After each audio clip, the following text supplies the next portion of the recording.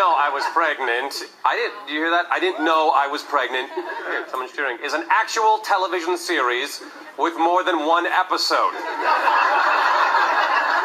And it features some of the best not knowing I was pregnant reenactments I've ever seen. I really thought I had to go to the bathroom. I finally decided I had had enough, so I just sat down on the toilet. I grabbed the door handle and the sink, and just with everything I had, just pushed. Honey? And I was sitting on the toilet, trying, and it just was not happening. And I heard a pop. As soon as I heard that pop, I felt better. I was like, oh, thank God. Honey? Abigail thinks she's finally relieved of her extreme constipation. But this Halloween night will take a bizarre twist when she finds herself attached to the toilet.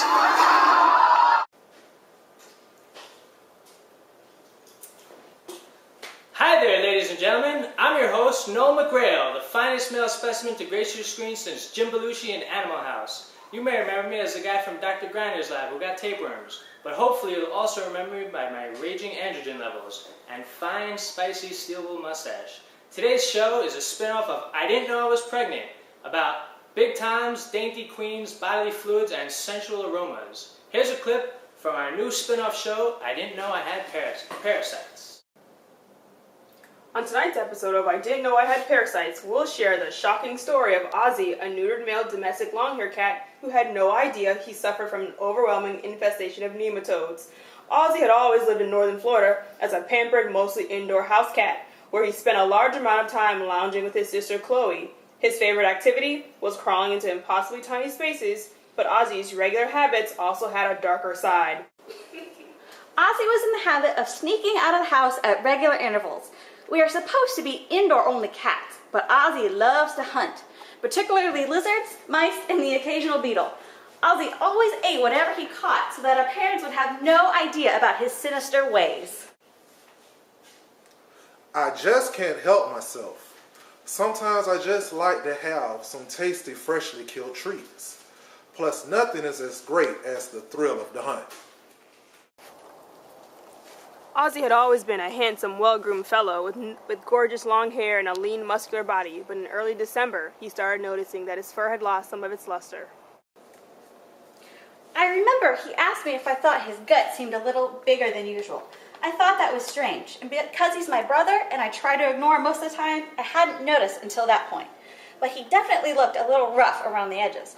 His fur looked terrible, and he also seemed rather pale. I also started noticing that there was disgusting diarrhea in the litter box. Often it was black and tarry looking. Since I knew I certainly wasn't doing it, it had to be from Ozzy. Our parents are very busy, and often cleaning the litter box slips their minds. The situation became so unbearable that I had to take to urinating in some rather unfortunate places. My mom was not happy. So around December, I noticed I just didn't feel right. Certainly, I was not my usual sexy self. Generally, all the neighborhood lady cats loved me and loved to hang out on the front porch in the hopes of getting a glimpse of me. I felt like a shadow of my former self around this time. It was very unsettling. Despite all the disturbing signs, Ozzy was not mentally ready to face the obvious. He had attributed his recent deterioration to a sudden cold snap that had occurred in northern Florida. I've always been a tropical, warm, weather-loving kind of cat. You know, I'm from the South. I like to sunbathe for hours by the windows. You know, the warmer, the better. When the weather suddenly turned cold, I assumed that the chilliness just wasn't agreeing with me. Pampered by a luxurious indoor lifestyle, Ozzy was completely unprepared for what would come next. One day in early January, I had the worst bout of diarrhea that I've ever had. The stench was unbearable. Our parents weren't home, so they had no idea of the dire situation. I was having terrible abdominal cramps, and I felt very nauseous. My mind was racing. I mean, I know I wasn't pregnant or anything like that because I'm a guy. Well, during one particular painful bout of intestinal upset, I ran to the litter box and had some of the worst BM, which I realized was not normal. I heard him meowing and scratching in the litter box desperately from the next room. And realizing something was wrong, I braved the stench to go see what could be the matter. When I investigated the litter box, I knew immediately that Ozzy had passed several large and totally revolting asteroids. He was so distressed. Ozzy continued vomiting and defecating until his busy parents arrived home. When they entered their home, they instantly knew something was wrong from the horrible odors coming from the litter box and the piles of vomit throughout the house. Ozzy was brought to my clinic and I performed a fecal flotation. I found Ancylostom tubiforme eggs as well as Toxicaricatta eggs. Per Dr. Griner's advice, I prescribed parental pomoate and sent Ozzy home. Wow, very scientific. Good story. Here at The Soup, we have our own team of professionals.